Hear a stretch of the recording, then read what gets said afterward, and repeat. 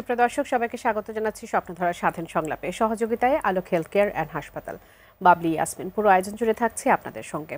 আজ আমার নির্ধারিত বিষয় আবারও ট্যাগিংয়ের রাজনীতি। এছাড়াও দিনের উল্লেখযোগ্য ঘটনাগুলো নিয়ে আমরা আলোচনা করার চেষ্টা করব। স্টুডিওতে আমার সঙ্গে সম্মানিত দুজন অতিথি এই মুহূর্তে উপস্থিত আছেন, পরিচয় করে দেব তাদের সঙ্গে। স্টুডিওতে আছেন সিনিয়র সাংবাদিক মাসুদ কামাল ভাইয়া, স্বাগত জানাই এই আয়োজনে। আছেন গণ অধিকার পরিষদের সাধারণ সম্পাদক মোহাম্মদ রাশেদ খান, স্বাগত জানাই আপনাকে। যেটা মাসুদ কামাল, বাংলাদেশে এখন আসলে অনেকগুলো ঘটনা ঘটছে, ঘটনা, দুর্ঘটনা, অঘটন যেটি বলি না কেন, তার মধ্যে বেশ গুরুত্বপূর্ণ কয়েকটি বিষয় আছে যা নিয়ে গুঞ্জন চলছে, যেগুলোর আসলে স্পষ্ট বার্তা অনেকে জানতে চাই। আমরা রাষ্ট্রপতির ছবি নামানোর গুঞ্জনটা নিয়ে একটু শুরুতে কথা বলতে চাই। ইউরোপ, মধ্যপ্রাচ্য, দক্ষিণ এশিয়া অন্তত 5টি দূতাবাস থেকে তার ছবি নামানো হয়েছে। অনেক ধরনের প্রশ্ন সেটিকে ঘিরে আসছে যে 1 বছর পর কেন মনে হলো যে রাষ্ট্রপতির ছবি আসলে সরানো দরকার। এটি নিয়ে লিখিত কোনো আদেশ কেন আসলো না, এটি কেন মৌখিকভাবে বলা হলো, এবং সেটি নিয়ে এখন পর্যন্ত সরকার থেকে সেভাবে স্পষ্ট করে কিছু বলা হচ্ছে না। আপনার কাছে পুরো বিষয়টি কি মনে হচ্ছে? দেখেন, এই ছবি সরানো নিয়ে একাধিক মিডিয়াতে, একাধিক পত্রিকাতে আমি রিপোর্ট দেখেছি, তাও 2 দিন আগে দেখেছি, এবং এর মধ্যে এটা নিয়ে কোনো গভর্নমেন্টের দিক থেকে কোনো ব্যাখ্যাও দেওয়া হয়নি, প্রতিবাদও করা হয়নি। এ থেকে যেটা বুঝতে পারছি যে আসলে ছবিগুলো সরানোর মৌখিক নির্দেশ গিয়েছে। এখন কেন গেল এই জিনিসটার কোনো ব্যাখ্যা আমাদের কাছে নাই। আমরা কিছু অনুমান করতে পারি, কিছু ধারণা করতে পারি যে হয়তো ওনারা ভেবেছেন যে ওনার এখানে রাখা ঠিক না। কিছুদিন আগে ইউনূস সাহেব মালয়েশিয়া গিয়েছিলেন, হয়তো উনি দূতাবাসে দেখেছেন, এটা দেখে হয়তো ওনার মন খারাপ হয়েছে যে আমি এত বড় নেতা, ওনার ছবি থাকে কেন, থাকা উচিত না, আমার সারা দুনিয়ার লোক আমাকে চিনি, তা আমার ছবি থাকতে পারতো, কিন্তু সেটা তো আবার সম্ভব না, কাজে ওনারটা নামায় ফেলা হতে পারে, আবার নাও হতে পারে, আমি জানি না কিছু। কিন্তু সবাই তো মানুষ, কেউ তো ফ্রেশটা না, কাজে মানবিক সীমাবদ্ধতা থাকতেও পারে। তা না হলে উনি আসার পরেই কেন এই সিদ্ধান্তগুলো হবে, মানে ওনার এই যাওয়ার পরে, ঘটনার পরে কেন সিদ্ধান্তগুলো হতে থাকবে একটার পর একটা, এর আগে তো কখনো হয় নাই। এখন বিষয়টা কি জানেন, রাষ্ট্রপতির ছবি তো থাকাটা স্বাভাবিক, এটাই তো নিয়ম, এটাই তো প্রথা, এবং এটা তো মানে একটা প্রজ্ঞাপন দিয়েই রাষ্ট্রপতির ছবি সব জায়গায় দেওয়া হয়। যে দেশে একটা নিয়ম আছে, যে আমাদের সংবিধানে বলা হয়েছে যে জাতির জনকের ছবি থাকবে, মানে সংবিধানে যেভাবে বলা আছে, মানে বঙ্গবন্ধু শেখ মুজিবুর রহমানের ছবি থাকবে, প্রত্যেকটা সরকারি অফিসে থাকবে। ওটা কিন্তু সংবিধানে এখনো আছে, সংবিধানে কিন্তু এটা ফালানো হয় নাই। আবার একটা কথা ভাবেন আপনি, এই যে জুলাই ঘোষণাপত্র হলো না একটা, যেটা নাকি সংসদ ভবনের সামনে টিপ টিপ বৃষ্টির মধ্যে আমাদের প্রধান উপদেষ্টা ঘোষণা করলেন, ওটার মধ্যে পড়ে দেখেন, ওটার মধ্যে বলা হয়েছে যে এই সরকারকে সাংবিধানিকভাবে এই সরকার গঠিত হয়েছে। তার মানে সংবিধানের আলোকে এই সরকার গঠিত হয়েছে বলে আমাদের জুলাই ঘোষণাপত্রে বলা হয়েছে। কিন্তু তাহলে ওনারা সংবিধানকে মেনে নিচ্ছেন, তো সংবিধানে তো আছে যে এই ছবিগুলো থাকবে, আপনি রাখবেন না কেন? ওনারা যে কাজটা করতেছেন, যেটা পছন্দ হচ্ছে সেটা রাখতেছেন, যেটা পছন্দ হচ্ছে না সেটা রাখতেছেন না। এবং এটা হলো এক ধরনের গোয়ার্তুমি, এক ধরনের আইন অমান্য করার প্রবণতা। এতে যেটা সমস্যা হয়, সমস্যা হলো এটা যে যখন আমি দেখি আমাদের সরকারে যারা আছেন, দায়িত্বে যারা আছেন, তারা আইন অমান্য করে, তখন তো আমরা প্রশ্ন করতেই পারি, তাহলে সাধারণ মানুষ যখন আইন অমান্য করে সেটাকে আপনি দোষ ধরবেন কেন? আপনি তো আইন অমান্য করতেছেন, তাই না? তো এই ঘটনাকে ঘিরে এটি যে আপনি যেমনটি বলছিলেন যে হয়তো বা প্রধান উপদেষ্টার ছবি, নিজের ছবি সেখানে না দেখে তার ছবি দেখে, এর পেছনে অনেকে আবার অনেক হিসেব মেলাচ্ছেন যে রাষ্ট্রপতিকে সরানোর কি একটি পায়তারা চলছে, এমন গুঞ্জনও কিন্তু আমরা চারদিক থেকে শুনতে পাচ্ছি মাঝে মাঝে কিছুদিন পর। একটা কথা বলি, এবং বলেন, গ্রামে দেখবেন যে ভূত আসে, কিন্তু ভূত কিন্তু দিনের বেলা আসে না, ভূত আসে রাতের বেলায়। তার মানে মানুষ যখন কিছু না দেখে তখন সে কিন্তু ভূত কল্পনা করে। তো এই যে ঘটনাটা, এর যে জিনিসটা নিউজগুলি হয়েছে, সরকার একটা ব্যাখ্যা দেখ, ব্যাখ্যা দিলেই তার কোনো সমস্যা হয় না। যখন ব্যাখ্যা না দেয় তখন মানুষ সামনে অন্ধকার দেখে, এই অন্ধকারের মধ্যে মানুষ ভূত খুঁজে, যে বোধ হয় তাহলে এইটা হইতে পারে, তাহলে ওইটা হইতে পারে, তাহলে ওইটা হইতে পারে, তাহলে এরকম খোঁজে। আপনি রাষ্ট্রপতিকে পদত্যাগ করাবেন কিভাবে? একটা নিয়ম তো লাগবে রে ভাই। রাষ্ট্রপতিকে, বাংলাদেশের রাষ্ট্রপতিকে ইমপিচমেন্ট করা যায়, সেটা করতে হবে সংসদে। আপনি সংসদ তো এক্সিস্ট করে না, তাকে আপনি কি আপনি তাকে আউট করবেন? একটা আউট করতে পারেন যদি উনি পদত্যাগ করেন। যদি উনি পদত্যাগ না করেন, তাহলে কার কি মনে কি খায়েশ আছে, কে কি চান, এগুলো তো কোনো মূল্যহীন, এগুলো তো মূল্যহীন রে ভাই। আর একটা কথা বলি আপনাকে, এই যে উপদেষ্টা আছে, এই যে অন্তর্বর্তীকালীন সরকার, এই কনসেপ্টটাই তো আপনার আমাদের সংবিধান স্বীকার করে না। আপনি কিন্তু মাথায় রাখবেন, আমি বারবার আবার বলি, এটা কিন্তু সাংবিধানিক প্রক্রিয়া একটা সরকার গঠিত হয়েছে বলে জুলাই ঘোষণাপত্রে বলা হয়েছে। আপনি ঘোষণাপত্র আবার পড়েন, দেখবেন ওখানে লেখা, স্পষ্ট লেখা আছে। তাহলে আমি সংবিধানের আলোকে আলাপ করব। আমাদের সংবিধান তো এই সংবিধানে তো অন্তর্বর্তীকালীন সরকারই নাই। আচ্ছা, ধরে নিলাম এটা অন্তর্বর্তীকালীন সরকার মানে তত্ত্বাবধায়ক সরকারের মতো কিছু একটা। তো তত্ত্বাবধায়ক সরকারের যে ফরম্যাটটা, সেই ফরম্যাটে যদি আপনি ধরেন, তাহলে সেখানে এই উপদেশটা কার উপদেশটা? সে রাষ্ট্রপতির উপদেশটা। দেশ কিন্তু চালায় রাষ্ট্রপতি, মানে তত্ত্বগতভাবে এই উপদেষ্টারা রাষ্ট্রপতিকে পরামর্শ দেয়, উপদেশ দেয় যে এইভাবে চালান, এইভাবে চালান। ওনারা কিন্তু মন্ত্রী না, কেউ উপদেষ্টা, ওনারা মানেন না। না মানার একটা প্রবণতা ওনাদের মাঝখানে আছে। ঠিক আছে, ওনারা না মানাটা একটা কালচার বানিয়ে নিয়েছেন, ঠিক আছে, করছে। তারা রাষ্ট্রপতিকে সম্মান দেয় না, দেয় না। রাষ্ট্রপতিকে যদি কেউ সম্মান না দেয়, না যেটা দেওয়ার কথা, না দিলে পরে শুনে রাষ্ট্রপতি চেয়ারে কে বসে আছে that is not important. Important হলো চেয়ারটা। আপনি যদি চেয়ারটাকে সম্মান না দেন, তাহলে আপনি চেয়ারগুলোকে সম্মান দেবে না, দিবে না তো। যে লোক বেয়াদব, বেয়াদবরা আমি সম্মান দেবো কেন? আপনি তো বেয়াদব, আপনি মানতেছেন না রাষ্ট্রপতিকে। যে উপদেষ্টা রাষ্ট্রপতিকে সম্মান দেয় না, সে বেয়াদব উপদেষ্টা, তাকে তো আমি মানবো না, এবং তাকে তো আমি সম্মান দেবো না। তো আপনি যা করবেন তাই পাবেন। এবং এই দিন কিন্তু ঘনাই আসছে, দেখেন আরো সামনে দিন দেখেন না কি হয়। ওই যে আপনি কল্পনা করেছেন রাষ্ট্রপতি, শুনে নাম বলি, রাষ্ট্রপতিকে কি বলবো, এটা যদি তত্ত্বাবধায়ক সরকার হয়, তাহলে তত্ত্বাবধায়কের যে ফরম্যাট, সেই ফরম্যাটে রাষ্ট্র যখন নাকি একটা তত্ত্বাবধায়ক গভর্নমেন্ট থাকে, তখন কিন্তু পুরা আপনার সশস্ত্র বাহিনী থাকে রাষ্ট্রপতির আন্ডারে। ওটাও মাথায় রাখেন কিন্তু। তারপরে আপনার বসে বসে জল্পনা, অনেকগুলো হিসেবের সাথে জড়িত। মোহাম্মদ রাশেদ খান, এই বিষয়টি নিয়ে কি আপনার মনে কোনো প্রশ্ন এসেছিল যে হঠাৎ করে কেন আসলে এরকম পরিস্থিতি তৈরি হলো, বা এটার প্রয়োজনীয়তা কেন হলো? আপনি কি এটা নিয়ে কিছু বলতে চাইবেন? হ্যাঁ জি, ধন্যবাদ। সবাইকে শুভেচ্ছা। আমার যেটি মনে হয় যে এই যে রাষ্ট্রপতি বা প্রধানমন্ত্রীর ছবি সরকারি কর্মকর্তারা পিছনে টাঙিয়ে রাখে, বা বিশ্ববিদ্যালয়ের শিক্ষকরা বা বিভিন্ন দপ্তরে, এটার আসলে প্রয়োজনটা কি? আমরা লক্ষ্য করছি যে এই রাষ্ট্রপতি বা প্রধানমন্ত্রীর ছবি পিছনে টাঙিয়ে রাখার পরেও ঘুষ খাওয়া বন্ধ হয়নি। হয়তো তাদের ছবি পিছনে টাঙিয়ে রাখা মানে আনুগত্য প্রকাশ করা, কিন্তু আসলে কি আনুগত্য প্রকাশ হয়? যদি কারোর প্রতি কারোর আনুগত্য থাকে, সম্মান থাকে, শ্রদ্ধা থাকে, তাহলে এত দুর্নীতি, এত ঘুষ, বাণিজ্য, এগুলো আসলে চলে না। আমার কাছে মনে হয় যে যেটি করা দরকার, পৃথিবীর বিভিন্ন দেশে সন্তানের ছবি, মায়ের ছবি পিছনে টাঙিয়ে রাখার নির্দেশনা আছে। বাংলাদেশে যদি এটি করা যায়, অন্তত যারা সরকারি কর্মকর্তা তারা ভাববেন যে এই যে ঘুষ বা দুর্নীতির টাকা, এই হারাম টাকা আমার সন্তানের পিছনে, আমার মায়ের পিছনে ব্যয় হবে। তো এই চিন্তার জায়গা থেকেও কিন্তু অনেকে এই ঘুষ খাওয়া বা দুর্নীতি করা, এটা কিন্তু আসলে কমাতে পারে। তো সেই জায়গায় আসলে এই রাষ্ট্রপতির ছবি বা প্রধানমন্ত্রীর ছবি, এটি আসলে টাঙানোর বাধ্যবাধকতা, এটি আমার কাছে ভালো লাগে না।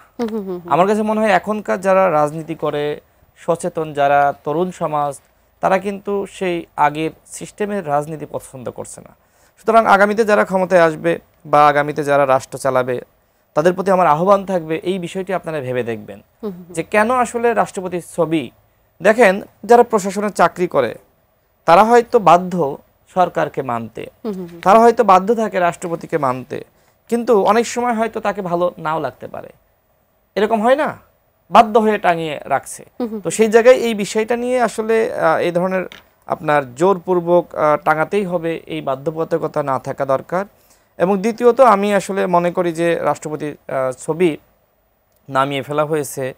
দেখেন, প্রধান উপদেষ্টা তার ছবি কিন্তু নাই, প্রধান উপদেষ্টা নির্দেশনাও দেননি। এবং ভাই যেটি বললেন যে মালয়েশিয়া থেকে ঘুরে আসার পরে হয়তো তার খারাপ লেগেছে, এটার সাথে আমি দ্বিমত। প্রধান উপদেষ্টা আসলে এই মানসিকতার বলে আমার কাছে মনে হয় না। হ্যাঁ, তার অনেক সমালোচনা আমরা করি, কিন্তু তার ছবি লাগাইতে হবে এই নির্দেশনা তিনি চাইলে তার দপ্তরের মাধ্যমে অনেক আগে দিতে পারতেন, কিন্তু দেননি, স্পষ্টভাবে দেননি।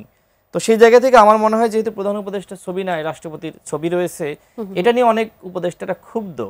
এবং আপনি নিশ্চয়ই দেখেছেন যে যখন বঙ্গভবনে শেখ মুজিবের ছবি ছিল, সেটা নিয়ে কিন্তু বাংলাদেশে ব্যাপক আন্দোলন হয়েছে, ক্ষোভ প্রকাশ করেছে। এরপরে একজন উপদেষ্টা মাহফুজ আলম সেই ছবি নামিয়ে ফেলেছে। এর কারণটা কি? এর কারণটা হলো বাংলাদেশের মানুষ, বিশেষ করে যারা গণ অভ্যুত্থান ঘটিয়েছে, তারা কিন্তু শেখ মুজিবকে মনে করে ফাদার অব দ্য ফ্যাসিজম এবং শেখ হাসিনাকে মনে করে ডটার অব দ্য ফ্যাসিজম। আপনি নিশ্চয়ই অনেকের বক্তব্য শুনেছেন, বিশেষ করে ওই সময় যারা জাসদের রাজনীতি করেছে, আমি নিজে শুনেছি তাদের কাছ থেকে, যে শেখ মুজিবের যে শাসন আমল সেটা হাসিনার থেকে নিকৃষ্ট। আমরা তো এখন হাসিনার আমলে আয়নাঘর, গুম, খুন, নিপীড়ন, নির্যাতন দেখেছি, তাই না? তো সেই জায়গায় শেখ মুজিবের শাসনামল এতটাই জঘন্য যে আমরা শুনেছি যে ওই সময় রক্ষী বাহিনী যারা জাসদের রাজনীতি করতো তাদের চামড়ার খাল, মানে শরীরের খাল যেটা চামড়া বলে, এই চামড়া পর্যন্ত তুলে প্রায় 10,000 মানুষকে হত্যা করেছে। এই বক্তব্য কিন্তু আবার একজন আপনার যিনি অধ্যাপক রয়েছেন সলিমুল্লাহ খান, তিনি কিন্তু এটা কয়েকবার এই বক্তব্য দিয়েছেন যে শেখ মুজিবের শাসনামল যারা দেখেননি তারা শুনে রাখেন, ওই শাসনামল ছিল হাসিনার থেকেও জঘন্য। দেখেন রক্ষী বাহিনী যেভাবে মানুষকে অত্যাচার করেছে, নিপীড়ন করেছে, শেখ মুজিব শুধুমাত্র তার গদি রক্ষা করার জন্য, তার এই সাম্রাজ্য রক্ষা করার জন্য একটি বাহিনী গড়ে তুলেছিল। কাদের মাধ্যমে? ছাত্রলীগের গুন্ডাদের মাধ্যমে, তার নিজস্ব ক্যাডার বাহিনীর মাধ্যমে। তো আজকে এই কথাগুলো তো আমাদের বলা দরকার, তাই না? অন্যথায় তরুণ প্রজন্ম মনে করছে যে শেখ মুজিব দেবতা, বা আওয়ামী লীগের যারা নেতাকর্মীরা তারাও মনে করে যে শেখ মুজিব হয়তো আওয়ামী নবী। কিন্তু শেখ মুজিবের ৭১-এর আগে তার ব্যাপক ভূমিকা আছে। তিনি সংগ্রাম করেছেন, দীর্ঘ সময় জেল খেটেছেন, কিন্তু যে মানুষ বাকশাল কায়েম করলো, যে মানুষ গণমাধ্যমের স্বাধীনতা হরণ করলো, যে মানুষ রক্ষী বাহিনী গঠন করলো, খুনি বাহিনী, যে মানুষ জাসদের প্রায় 30,000 নেতাকর্মীকে হত্যা করলো, যে মানুষ এই দেশের ভিন্ন মতের চর্চাকে বন্ধ করে দিল, সেই মানুষকে তো আর এইভাবে জাতির পিতা মানুষ মনে করতে পারে না। ৭১-এ শেখ মুজিবকে যখন আপনারা এভাবে বিশ্লেষণ করছেন তখন তার দুটি দিক দেখাচ্ছেন, একটা হচ্ছে ৭১-এর আগ পর্যন্ত এবং আরেকটা হচ্ছে ৭১-এর পর পর্যন্ত। এখন আপনি যে ব্যাখ্যাগুলো দিচ্ছেন কোনটিকে আসলে আপনারা গ্রহণ করবেন আর কোনটিকে বর্জন করবেন সেটা নিয়েও তো আসলে ব্যাপক আমি মনে করি যে মানুষের সামনে দুইটা অধ্যায় থাকা দরকার। ৭১-এর আগের নায়ক শেখ মুজিব, আর ৭৫ পর্যন্ত ৭১-এর পরের যে আসলে খলনায়ক শেখ মুজিব, এই দুটো অধ্যায় অবশ্যই থাকতে হবে। তরুণ প্রজন্ম দুইটা অধ্যায় জানবে, এরপরে সিদ্ধান্ত নিবে যে শেখ মুজিবকে তারা জাতির পিতা মানবে কি মানবে না। দেখেন শেখ মুজিবকে জাতির পিতা তো আসলে আমরা ঘোষণা দিই নাই, তার কন্যার শখ হয়েছে, তার বাবাকে তার যেমন পিতা ঠিক জাতির পিতা বানিয়েছে। শেখ মুজিবের প্রতি মানুষের শ্রদ্ধা আছে কতক্ষণ পর্যন্ত? ৭১-এর সংগ্রাম সেই পর্যন্ত। কিন্তু ৭১-এর সংগ্রামের পরে যখন তিনি আসলে এক ধরনের খলনায়ক হয়ে গেলেন, তখন তার দলের নেতারাই তাকে ঘৃণা করা শুরু করলো। এমনকি দেখেন শেখ মুজিবের যে রাজনীতি, যে মানুষটি শেখ মুজিবের অনুপস্থিতিতে তার নেতৃত্ব দিল, তাকে স্মরণ রাখলো, সেই তাজউদ্দিন আহমেদ, তাকে কিন্তু শেখ মুজিব ফিরে আসার পরে মাইনাস করেছে। অর্থাৎ শেখ মুজিবের ৭১ থেকে ৭৫-এর রাজনীতি ঘিন্ন রাজনীতি, যে কারণে যেহেতু তিনি আসলে ৭১-এর আগের যে চিত্র, সেই চিত্র যদি তিনি ধারণ করে থাকতেন তাহলে তাকে মানুষ জাতির পিতা মানতে আপত্তি ছিল না। যেহেতু তিনি নায়ক থেকে খলনায়ক হয়েছেন, সুতরাং তাকে আর জাতির পিতা আপনি যদি বাধ্য করেন সেটি মানুষ মানবে না। এখন তো আসলে বাধ্য করার কেউ নেই, একেবারেই।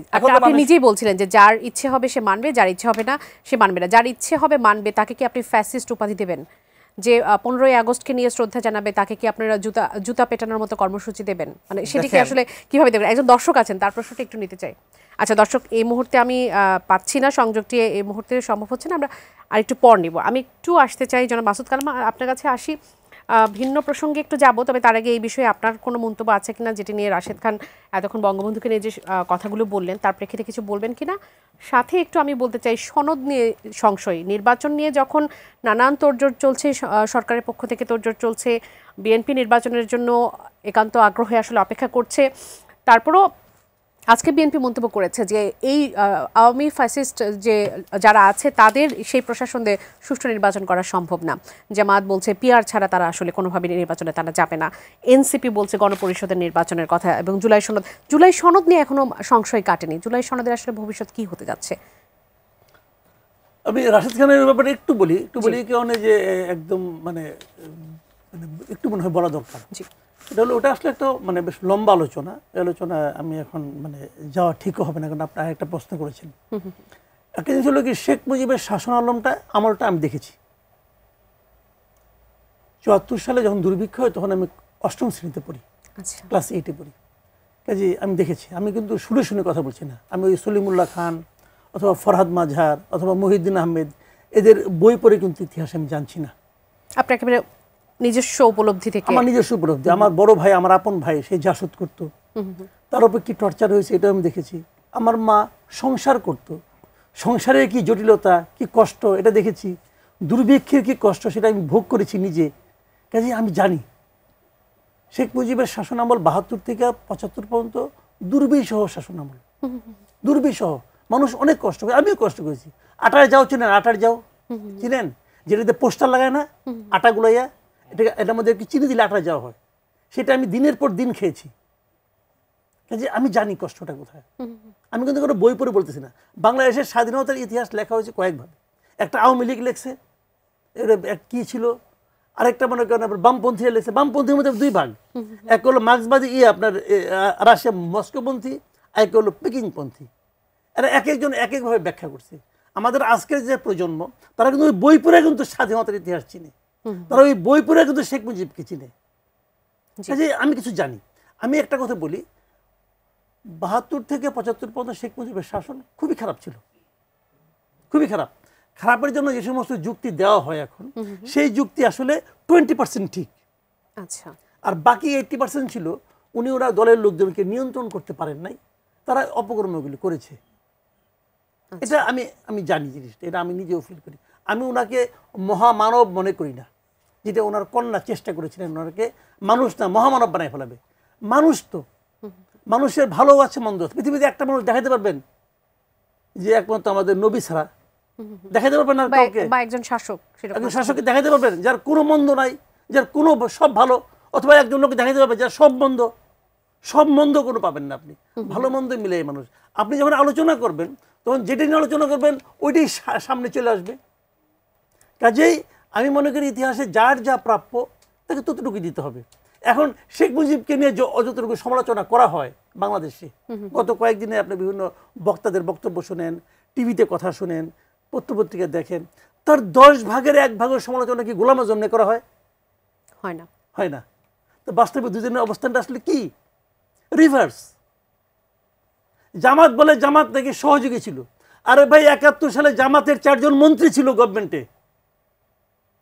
জামাতের 4 জন মন্ত্রী ছিল এই গভর্নমেন্টে, পূর্ব পাকিস্তান গভর্নমেন্টে।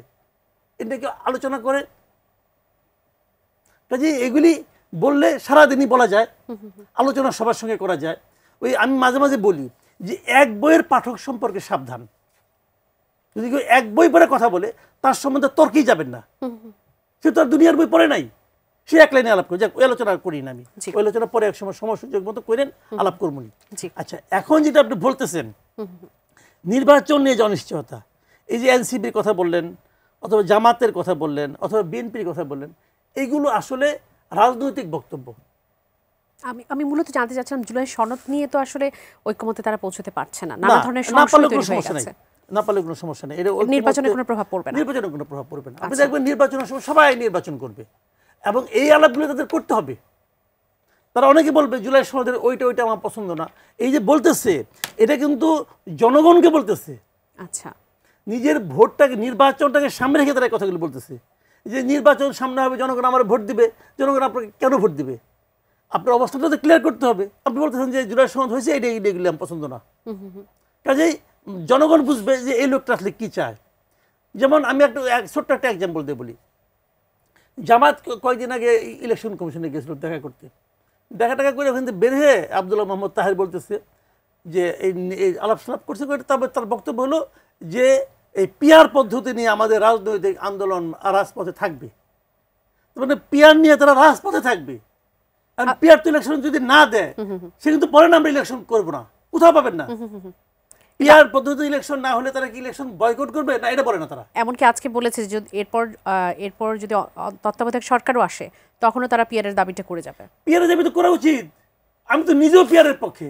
আচ্ছা, আমি নিজে মনে করি যে পিয়ার পদ্ধতিতে ইলেকশন হওয়া উচিত, আমি মনে করি পার্সোনালি। কারণ একটা জিনিস মনে করেন আপনি, ধরেন রাশেদ খান আছেন, ওনার একটা পলিটিক্যাল পার্টি আছে, ওনার কিছু অনুগামী আছে, অনুসারী আছে না?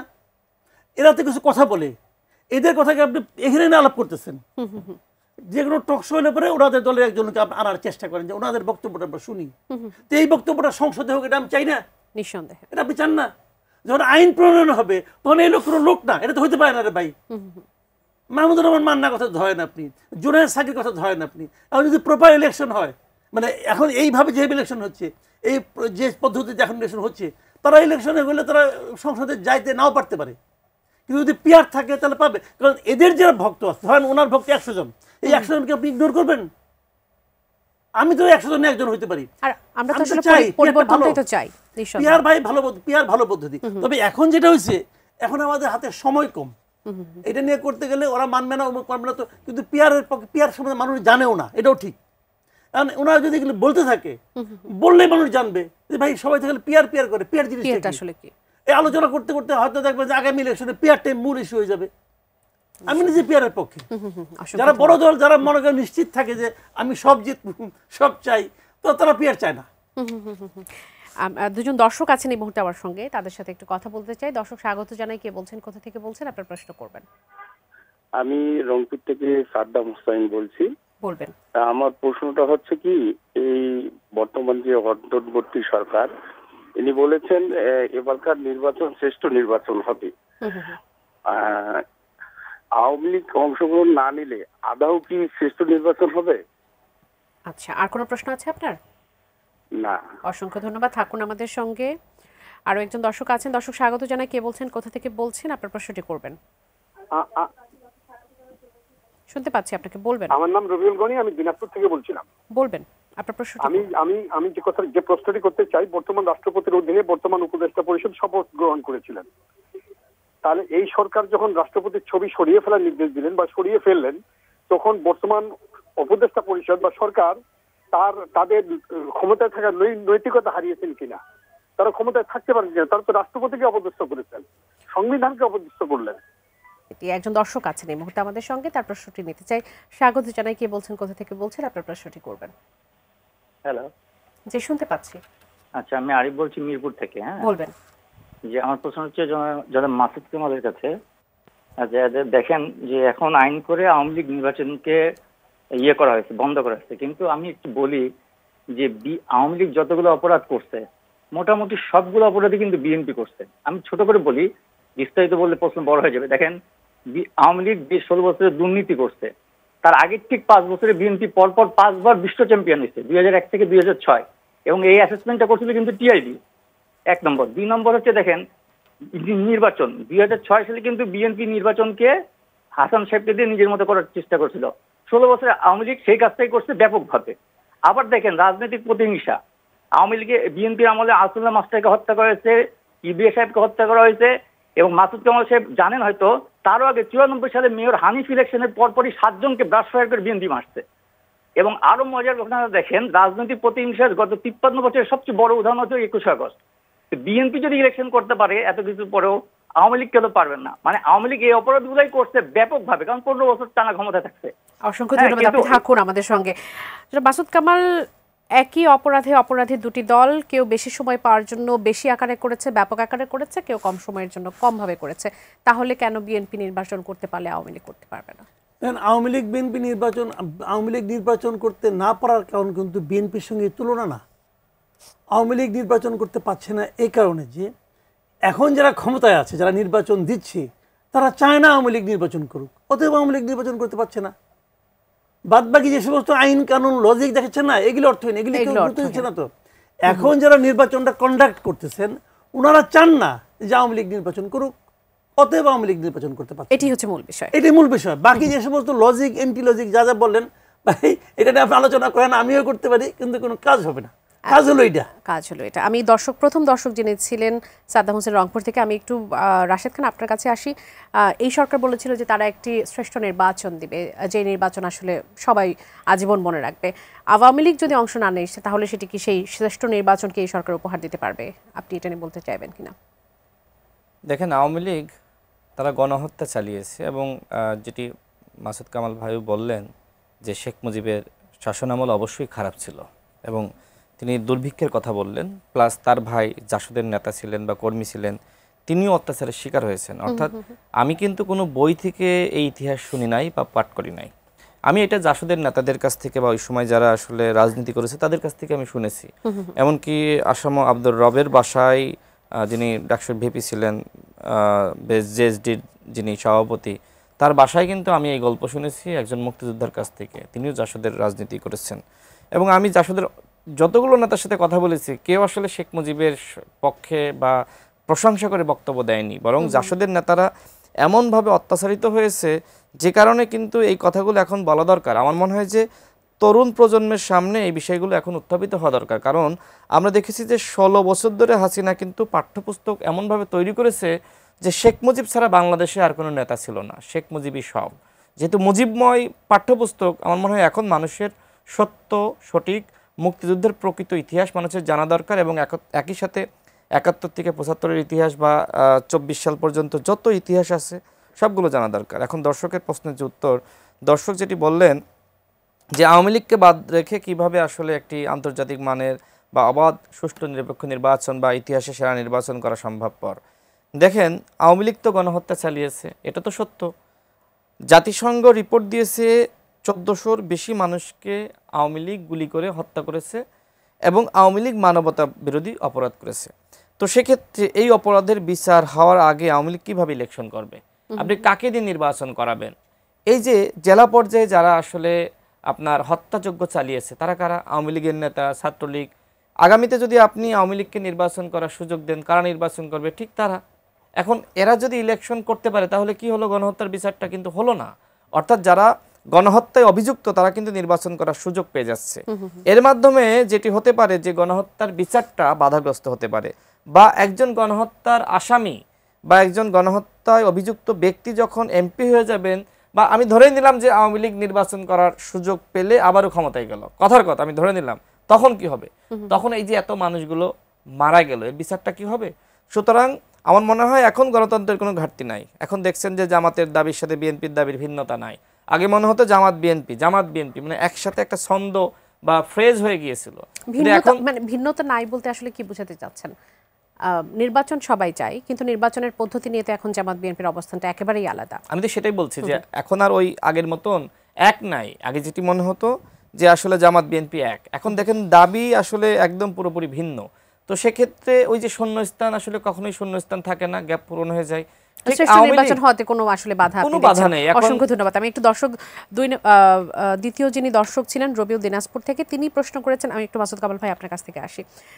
এই রাষ্ট্রপতির অধীনে আসলে উপদেষ্টা পরিষদ শপথ গ্রহণ করেছেন, তখন এই উপদেষ্টা পরিষদ যদি বা এই উপদেষ্টাদের মধ্যে কেউ যদি তার ছবি নামায় তাহলে সেটি তাকে তাচ্ছিল্য করা বা তাকে অবমাননা করার মতো একটি বিষয় দাঁড়াচ্ছে। তাহলে ক্ষমতায় থাকার নৈতিকতা এই উপদেষ্টা পরিষদের আছে কিনা, তারা হারিয়েছেন কিনা নৈতিকতা? যদি এরা তাকে সরাতে চায়, সরাতে পারে, তাহলে নৈতিকতা হারাবে, কিন্তু সরাতে পারবে না। সুজা আলাপ ভাই, মানে সেরকম কোনো সুযোগই নাই, কোনো আইনের মধ্যে পড়বে না, পারবে না। এটা বললে একটা ঝামেলা হবে, এটা গৃহযুদ্ধ বাদ দিয়ে। আমি একটু একটা কথা বলি আপনাকে। রাশেদ খান যে কথাটা বললেন যে আওয়ামী লীগের নির্বাচন না করার ক্ষেত্রে তিনি যে যুক্তিটা দিলেন, আমি এই যুক্তির সঙ্গে একেবারে একমত না, একদমই এক। কিভাবে? আমি কারণটা বলি। বিষয় হলো কি, আওয়ামী লীগ যে গণহত্যা চালাইছে, যে লোককে মারছে 1500 নাকি 1000 আমি জানি না, কারণ জাতিসংঘ বলে 1500, গভর্নমেন্ট বলে প্রায় 1000, গভর্নমেন্ট কিন্তু 1000, হ্যাঁ প্রায় 1000 বলে। তো যে সংখ্যাটা যাই হোক না কেন, হোয়াট এভার ইট ইজ, এটা নিয়ে আমার কোনো বক্তব্য নেই। এর জন্য এটাকে গণহত্যা হিসেবে আমি বলবো, এর জন্য বিচার হওয়া উচিত নিঃসন্দেহে। কার বিচার হওয়া উচিত? যাকে আপনি চিহ্নিত করেছেন, যার যার বিরুদ্ধে মামলা হবে, সবার বিচার হওয়া উচিত। আপনি ধরেন এই কাজটার সঙ্গে জড়িত আছে শেখ হাসিনা, তার মন্ত্রী পরিষদ, অথবা তার আগের মন্ত্রী পরিষদ, অথবা তার আগের মন্ত্রী পরিষদ। তার মানে 2014 থেকে শুরু করে 2024 পর্যন্ত এই প্রত্যেকটা মন্ত্রী পরিষদের সদস্যের বিরুদ্ধে আপনি মামলা করেন। আওয়ামী লীগের সেন্ট্রাল কমিটি এই সময় যতগুলি মেম্বার ছিল সবার বিরুদ্ধে মামলা করেন। আওয়ামী লীগের যারা নাকি এমপি ছিল সবার বিরুদ্ধে মামলা করেন। আওয়ামী লীগের যারা এমপি হতে চেয়েছিল, নমিনেশন পেপার কিনেছিল, সবার বিরুদ্ধে মামলা করেন। আওয়ামী লীগের যখন উপজেলা কমিটি পর্যন্ত আপনি যান, যত উপজেলা কমিটি যত মেম্বার ছিল সবার বিরুদ্ধে মামলা করেন। মামলায় ঠিক হবে যে সে অপরাধী কি অপরাধী না, অপরাধ করেছে কি করে নাই, খেয়াল করেন। এবং সেই সংখ্যাটা কত হবে, যদি এই সবগুলি আপনি যোগ করেন 1 লাখ হবে না। ধরলাম 1 লাখ না 2 লাখ, ধরলাম 5 লাখ, ধরলাম 10 লাখ হয়েছে, ধরলাম 10 লাখ হয়েছে। আমি আপনাকে গ্যারান্টি দেবো আওয়ামী লীগ যেবার সবচেয়ে কম ভোট পেয়েছে যে বছর 2001 সালে, ওটাকে আমি নির্বাচন, আমি 2091 আগেগুলিকে নির্বাচনী মনে করি না। এমনকি 73 যে ইলেকশন হয়েছে যেটাকে শেখ মুজিব করেছিল ওটাকে আমি নির্বাচন মনে করি না। আমি 91 সাল থেকে নির্বাচন মনে করি। আওয়ামী লীগ সবচেয়ে কম ভোট পেয়েছে 2001 সালে, সেইবার তারা 2,28,00,000 ভোট পেয়েছে। আমি ধরলাম এর মধ্যে আপনার ধরেন মানে আওয়ামী লীগের কুশাসন, অনেক ভোট কমে গেছে, আবার এদিকে ভোটার আবার ভোটার কিছু বাড়ছে, তো ঘরে হরে ধরে মনে করেন আপনার 2 কোটি লোক এখন আওয়ামী লীগকে ভোট দেয়। তার মধ্যে মনে করেন 1 কোটি লোক ফ্লোটিং। ফ্লোটিং ফ্লোটিং মানে কি, তারা আওয়ামী লীগ ভালো করলে ভোট দেয়, নাহলে ভোট দেয় না। কিন্তু আমি আপনাকে চ্যালেঞ্জ দিয়ে বলি, এই দেশে মিনিমাম 1 কোটি লোক আছে যারা জীবনে কোনোদিন নৌকা ছাড়া অন্য কোনো মার্কায় ভোট দেয় নাই এবং দিবেও না। মিনিমাম 1 কোটি লোক আছে, ঠিক আছে। আমার প্রশ্ন হলো সেই 1 কোটি আমি দেখেন, ইলেকশন কিন্তু সরকারের জন্য না, ইলেকশন কিন্তু পলিটিক্যাল পার্টির জন্য না, ইলেকশন হলো ভোটারের জন্য, মানুষের জন্য। সেই 1 কোটি ভোটারকে, 1 কোটি যারা ভোট জীবনে কোনোদিন নৌকা ছাড়া দেয় নাই, তাদের জন্য এই সরকার কি বিকল্প রাখলো? এই প্রশ্নটা আপনি আমাকে জবাব দেন। আপনার এই প্রশ্নটি আছে, তার সাথে আমি এটিও প্রশ্ন একটু করতে চাই যে আওয়ামী লীগ যে অন্যায় করেছে, যে অবিচার করেছে, যে গণহত্যা চালিয়েছে, সেটির বিচারের আগে আওয়ামী লীগকে কি ভোটে আসলে নির্বাচন করার সুযোগ কি দেওয়া উচিত বলে মনে করেন? আমার কথা হলো কি, আপনি আওয়ামী লীগকে আপনি ভোট করতে দেন, আপনি যদি ওই 10 লাখ লোকের বিরুদ্ধে হত্যা মামলা করেন, আপনি বরং একটা আইন করেন, যারা যাদের বিরুদ্ধে হত্যা মামলা আছে তারা ইলেকশন করতে পারবে না, এটা করে দেন আপনি, আমার কোনো আপত্তি নাই। অ্যাজ এ হোল পুরো পলিটিক্যাল পার্টি, আমি একটা সিম্পল আরেকটা উদাহরণ দিই, এই 2 মিনিট লাগবে উদাহরণটা দিতে। ধরেন একটা স্কুল, শিক্ষা প্রতিষ্ঠানের পাশ দিয়ে একটা গাড়ি বাস যাচ্ছে, সেই বাসে চাপা পড়ে 2 জন শিক্ষার্থী মারা গেল। স্টুডেন্টরা যে কি করবে, ধরা যাক সেটা হলো আপনার টাটা কোম্পানি বাস, স্টুডেন্টরা যে কি করবে, এখন স্টুডেন্টদের করণীয় কি? ওই ড্রাইভারকে ধরে বিচার করা, পুলিশের কাছে দেওয়া। এখন আপনি বলেন না, টাটা কোম্পানি বাস পড়ে যাও, আচ্ছা বাস পড়ে দিলেন, কোন কোম্পানি? Tata company. অথবা যাও রতন টাটার কাছে যা কমপ্লেন করো, তোমার বাস আমার স্টুডেন্ট মারছে। তাহলে আসলে করণীয়টা কি? যে বাসটা চালাচ্ছিল আপনি তার বিচার করবেন, বাসটা পুরাই দিবেন না, কারণ এই বাস কিন্তু গত 10 বছর ধরে চলতেছে, অনেক মানুষের উপকার করছে এই বাসটা। তো সেটা কিন্তু পুরাইলে কিন্তু সমাধান হবে না, সমাধান হবে বাসের চালকের বিচারের। এখানেও আওয়ামী লীগের যারা চালক ছিলেন এই সময়, আপনি তাদের বিচার করেন। আপনি দলটাকে বাতিল করে দিবেন, দল কিছু করতে পারবে না, রাস্তায় বাড়িতে পারবে না, অমুক করতে পারবেন। আপনি 1 কোটি লোকের সঙ্গে পারবেন? 1 কোটি লোক, ফাজলামো কথা না, 1 কোটি ভোটার মাঠে তো নামেন, এবং হ্যাঁ মাঠে তো নাই, মাঠে পাবেন। ওই যে আওয়ামী লীগ যখন ক্ষমতা ছিল তখন বিএনপি বলতো পুলিশ ছাড়া আসেন, দেখাই দেবো, বলতো না? আওয়ামী লীগ ওরা বলবে কদিন পরে, 2 দিন যাক না, ইলেকশনটা খেলে হোক না, দেখেন না কি হয়। আজকে তারা মাঠ দাপায় বেড়াচ্ছে, তখন মাঠে তারা 10 কদম হাঁটতে পারে কিনা দেখেন। জনাব রাশেদ খান, আপনার কাছে প্রশ্ন রেখে গিয়েছিলাম, জনাব শামসুজ্জামান দুদু বলেছেন নির্বাচনে অংশ নিলে ভরাডুবি হবে, যে কিছু খুচরা পার্টি নির্বাচন চায় না। এই খুচরা পার্টি আসলে কারা, নির্বাচন চায় না কারা? দেখেন, আমি যেহেতু বিএনপি করি না, সুতরাং তার বক্তব্যের উত্তরও আমি দিতে চাই না। তবে এতটুকু বলতে চাই যে এইভাবে কাউকে আসলে অ্যাটাক করে বক্তব্য দেওয়া ঠিক না। নির্বাচন আমার মনে হয় সবাই চায়, দাবির ক্ষেত্রে ভিন্নতা থাকতে পারে। তো সেক্ষেত্রে যেখানে বিএনপির ভারপ্রাপ্ত চেয়ারম্যান জনাব তারেক রহমান কিন্তু বারবার বলছেন যে আমরা কিন্তু ফ্যাসিবাদ বিরোধী শক্তি, আমাদের দাবির ভিন্নতা থাকতে পারে, তারপরেও কিন্তু আমরা একে অপরকে এমনভাবে আমরা বাক্য বিনিময় করব না যাতে করে কেউ কারোর মুখ আমরা না দেখতে চাই। সুতরাং এই ধরনের বক্তব্য দুদু ভাই যেটা দিয়েছেন এটা অনাকাঙ্ক্ষিত। আমি আর একটু বলি, যেটা মাসুদ ভাই বললেন, যেটা তিনি বলছেন যে দেখেন আওয়ামী লীগের এখনো পর্যন্ত 1 কোটি ভোট রয়েছে। আমার মনে হয় সেই বাস্তবতা নাই। গণহত্যার পরে বিশেষ করে তরুণ প্রজন্ম তারা কিন্তু ব্যাপকভাবে আওয়ামী বিরোধী। আর তিনি বলছেন যে শেখ পরিবার বা আওয়ামী লীগের যারা পদে ছিল, তিনি বলছেন 10 লাখ নেতাকর্মীকে বাদ দিয়ে, আমি আসতেছি, 10 লাখ মানুষকে বাদ দিয়ে প্রয়োজনে মানে আওয়ামী লীগের যারা আওয়ামী লীগ অন্যরা নির্বাচন করুক। তো আওয়ামী লীগের তো আসলে নৈতিকভাবে নির্বাচন করার কোনো গ্রাউন্ড নাই। শেখ হাসিনাকে বাদ দিয়ে আওয়ামী লীগের অন্য নেতাকর্মীরা রাজনীতি করবে বলে বা নির্বাচন করবে বলে আমার কাছে মনে হয় না। দেখেন, শেখ হাসিনা যদি ওই সময় ভারতে না পালিয়ে গিয়ে বা দেশ না ছেড়ে তিনি দেশে থাকতেন, তিনি বলতেন যে আমি পদত্যাগ করলাম, এখন তোমরা আমাকে অ্যারেস্ট করলে করো, তাহলে কিন্তু আওয়ামী লীগের রাজনীতি এইভাবে ধ্বংস হয় না। এখন হয়তো আওয়ামী লীগ ফেসবুকে সরব, কিন্তু মাঠে নামার ক্ষেত্রে আওয়ামী লীগ ব্যাপক ভয় পাচ্ছে। 10 জনও কিন্তু একসাথে হতে পারছে না। মাস্ক পরে কোথাও কোথাও আমরা দেখছি যে 15 আগস্ট পালন করছে তারা। মাস্তাকুল ভাই, আমার একটা প্রশ্ন ছিল, যদিও সময় অনেক কম, সরকারের সাথে হঠাৎ করে এনসিপির একটা দূরত্ব আমরা দেখতে পাচ্ছি। এনসিপির পক্ষ থেকে নানা ধরনের কথা বলা হচ্ছে, সরকারের এগেইনস্টে লন্ডনে গিয়ে সেজদা দিয়ে এসেছেন প্রধান উপদেষ্টা, এমন কথা বলা হচ্ছে। ফেব্রুয়ারিতে নির্বাচন করা হবে না এমন হুঁশিয়ারির কথা বলা হচ্ছে। আবার উপদেষ্টা একজন বলছেন যে এনসিপি কি বললো না বললো তাতে কিছুই যায় আসে না, ফেব্রুয়ারিতে নির্বাচন হবে। হঠাৎ করে কি হলো? সরকারের সাথে এনসিপির সম্পর্কের টানাপোড়েনটা কেন? শুনেন, এনসিপি একটা ক্ষুদ্র পার্টি, ক্ষুদ্র। সেই পার্টির উপরে একটা বড় হাত ছিল, ডক্টর ইউনূসের হাত, যে কারণে এনসিপিটাকে বড় দেখাতো। আচ্ছা, ফাঁপানো বেলুন চেনেন? বেলুন কিন্তু আসলে এতটুকু, ফুলাইলে পরে এত বড় হয়। তো ওই ফুলানো যে বাতাসটা বেরিয়ে গেছে, ওই হাতটা সরে গেছে। ওই হাত সরে গেছে কেন? ওই লোক আবার স্বার্থপর আছে, কিন্তু সে দেখছে যে এনসিপিকে নিয়ে বিরোধীরা অগ্রসর হতে পারবো না। তো উনি যে এখন ওনার নৌকা ভিড়াইছে বিএনপির ঘাটে, যে বিএনপি আগামীতে ক্ষমতা আসে আমার কিছু একটা সুবিধা টুবিধা দিবে, অথবা আমাকে একটা সেফ এক্সিট দিবে, অথবা আমাকে প্রেসিডেন্ট বানাবে, এই ধরনের একটা প্ল্যান মনে মনে ওনার আছে। যে কারণে এখন এনসিপি এতিম। এখন এতিম এনসিপি, সে কি খুশি হবো? খুশি হয় নাই। এখন ওনারা যে কথা আগে বলতো না, এখন এটা বলতেছে। হিসাব সিম্পল ভাই।